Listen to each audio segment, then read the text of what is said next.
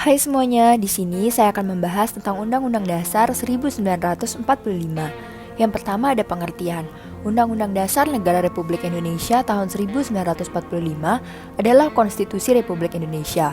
Naskah awal dari Undang-Undang Dasar 1945 terdiri dari yang pertama ada pembukaan Undang-Undang Dasar 1945, yang kedua ada batang tubuh Undang-Undang Dasar 1945, di mana batang tubuh ini terdiri dari 16 bab, 37 pasal, 4 pasal peraturan peralihan, dan 2 ayat aturan tambahan, serta berisi 2 bagian pokok, yaitu sistem pemerintahan negara dan hubungan negara dengan warga negara dan penduduk Indonesia.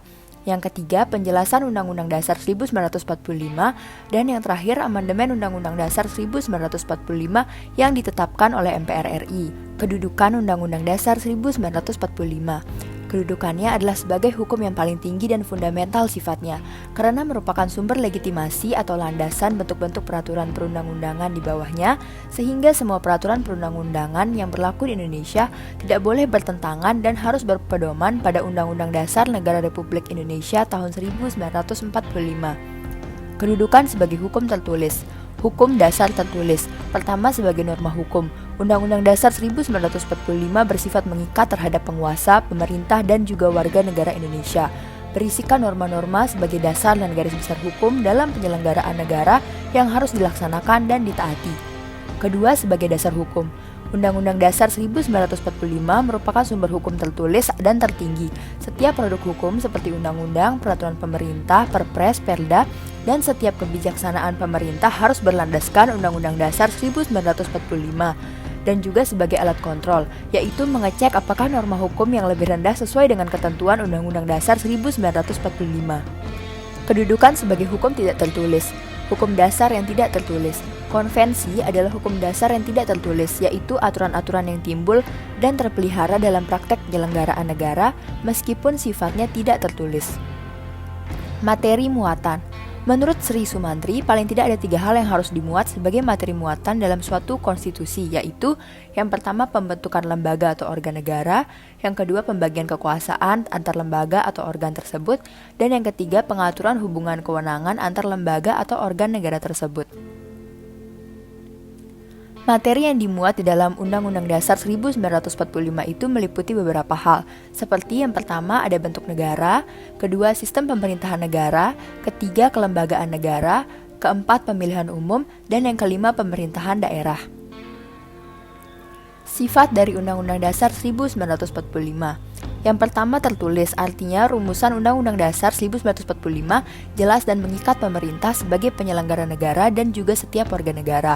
Kedua, singkat, artinya hanya memuat aturan-aturan pokok. Yang ketiga, supel, artinya dapat dikembangkan sesuai dengan perkembangan zaman.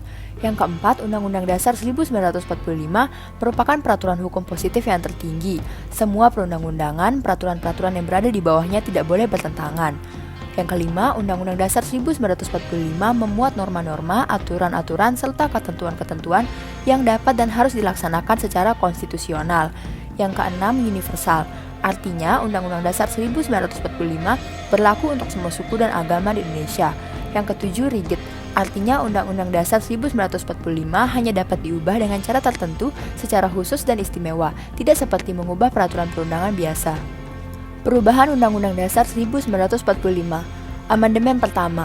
Amandemen pertama dilaksanakan pada 14 hingga 21 Oktober 1999. Amandemen tersebut menyempurnakan 9 pasal, yakni pasal 5, pasal 7, pasal 9, pasal 13, pasal 15, pasal 17, pasal 20, dan pasal 21. Terdapat 2 perubahan fundamental yang dilakukan, yaitu yang pertama, pergeseran kekuasaan dengan membentuk undang-undang dari Presiden ke DPR, dan yang kedua, pembatasan masa jabatan Presiden selama 5 tahun, dan sesudahnya dapat dipilih kembali dalam jabatan yang sama untuk 1 kali masa jabatan. Amandemen kedua dilaksanakan 7 hingga 18 Agustus tahun 2000. Ada 15 pasal perubahan atau tambahan, serta tambahan dan perubahan 6 bab. Terdapat 8 perubahan penting, yaitu yang pertama, otonomi daerah atau desentralisasi, yang kedua, pengakuan serta penghormatan terhadap satuan pemerintahan daerah yang bersifat khusus atau istimewa, dan terhadap kesatuan masyarakat hukum adat beserta hak tradisionalnya. Yang ketiga, penegasan fungsi dan hak DPR. Yang keempat, penegasan NKRI sebagai sebuah negara kepulauan yang berciri Nusantara dengan wilayah yang batas-batas dan haknya ditetapkan dengan undang-undang. Yang kelima, perluasan jaminan konstitusional hak asasi manusia. Yang keenam, sistem pertahanan dan keamanan negara. Yang ketujuh, pemisahan struktur dan fungsi TNI serta Polri.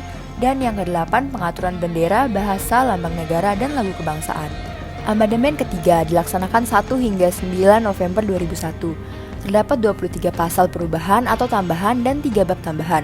Terdapat pula 10 perubahan mendasar, yaitu penegasan Indonesia sebagai negara demokratis berdasar hukum berbasis konstitusionalisme, perubahan struktur dan kewenangan MPR, pemilihan presiden dan wakil presiden langsung oleh rakyat, mekanisme pemakzulan presiden atau wakil presiden, kelembagaan Dewan Perwakilan Daerah, pemilihan umum, pembaharuan kelembagaan Badan Pemeriksa Keuangan, perubahan kewenangan dan proses pemilihan serta penetapan hakim agung, pembentukan Mahkamah Konstitusi, dan pembentukan Komisi Yudisial. Amandemen keempat dilaksanakan pada tanggal 1 hingga 11 Agustus 2002. Terdapat 13 pasal, 3 pasal aturan peralihan, 2 pasal tambahan, dan perubahan 2 bab.